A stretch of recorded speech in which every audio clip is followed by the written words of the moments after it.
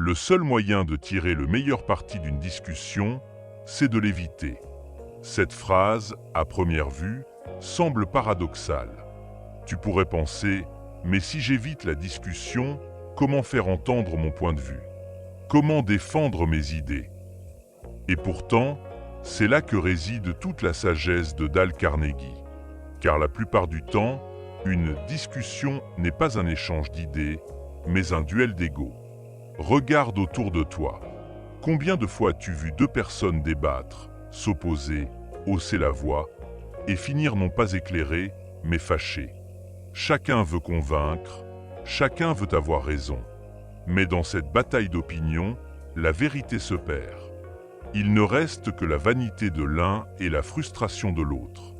Tu peux gagner une discussion par tes arguments, par ta logique, ou même par ton éloquence. Mais en réalité, tu ne gagnes rien.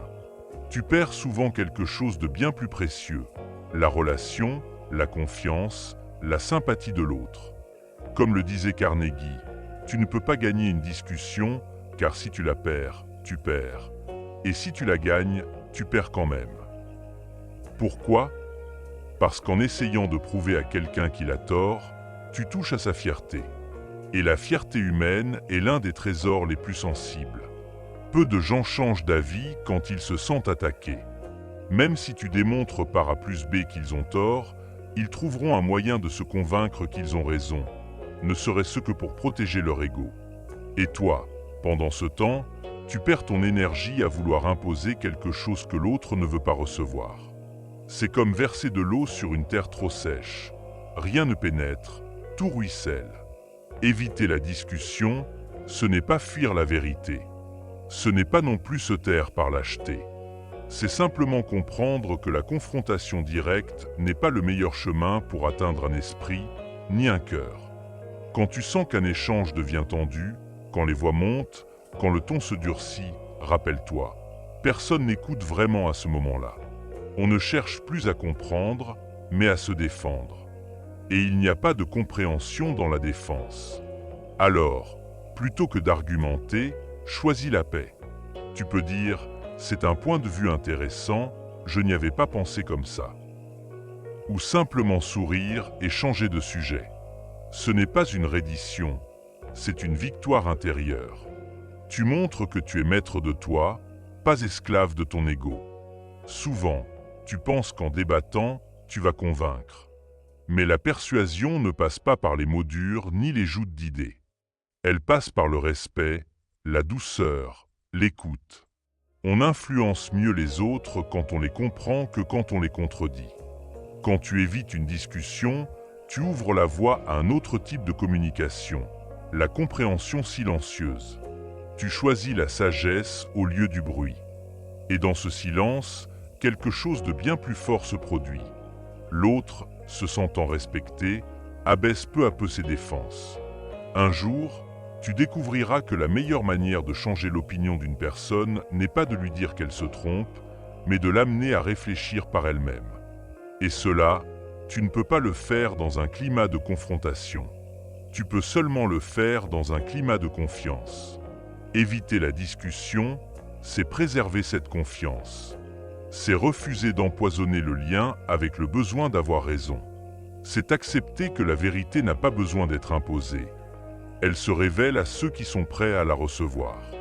Il est des moments où tu pourrais dire 1000 choses justes, mais où le silence aura plus de poids. Car le silence n'humilie pas. Le silence n'oblige pas. Le silence laisse à l'autre la liberté de réfléchir. Et parfois, c'est tout ce dont il a besoin.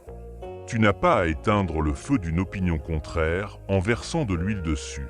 Tu peux simplement t'éloigner, sourire et continuer ton chemin.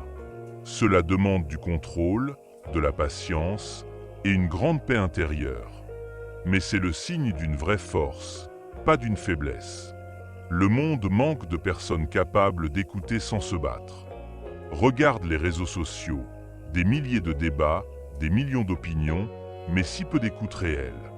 Chacun parle, personne n'entend. Et si tu veux te distinguer dans ce vacarme, sois celui qui écoute, celui qui comprend, celui qui ne s'enflamme pas. Les autres te verront comme quelqu'un de posé, de sage, d'équilibré. Et paradoxalement, c'est toi qui auras le plus d'influence, justement parce que tu ne cherches pas à imposer. Mais attention, éviter la discussion ne veut pas dire éviter la vérité. Tu peux exprimer tes convictions sans chercher à convaincre. Tu peux défendre tes valeurs sans humilier. Tu peux dire ce que tu penses avec calme, respect et clarté. C'est ce que j'appelle l'affirmation paisible. Parler sans se battre, écouter sans se soumettre. Tu n'es pas obligé de gagner, tu es simplement là pour partager. Et c'est souvent dans cette attitude ouverte que les autres t'écoutent le plus. Un jour, tu comprendras que les batailles les plus intelligentes sont celles qu'on choisit de ne pas livrer. Tu n'as pas besoin de prouver ta valeur à chaque désaccord. Tu n'as pas besoin d'avoir raison pour être en paix. Ce qui compte, c'est de rester fidèle à ta sérénité. Quand tu refuses la querelle, tu gardes ton énergie pour ce qui en vaut vraiment la peine. Apprendre, créer, aimer, comprendre. Le monde n'a pas besoin de plus d'arguments, il a besoin de plus de cœur calme. Souviens-toi de ceci, si tu veux vraiment tirer le meilleur parti d'une discussion, évite-la. Évite la tension, mais pas la réflexion. Évite la colère, mais pas la vérité. Évite le bruit, mais pas le dialogue. Parce que la vraie communication ne naît pas dans le tumulte, mais dans la paix.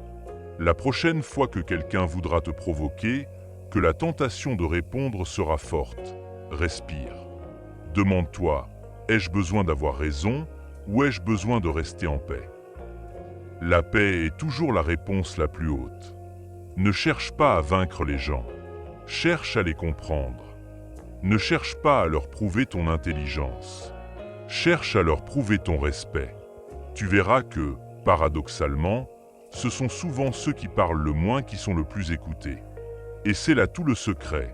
Celui qui évite la dispute ne fuit pas la vérité, il la protège. Il sait que l'énergie gaspillée à vouloir convaincre serait mieux utilisée à aimer, à apprendre, à agir. Alors, quand la prochaine discussion s'enflamme devant toi, souris.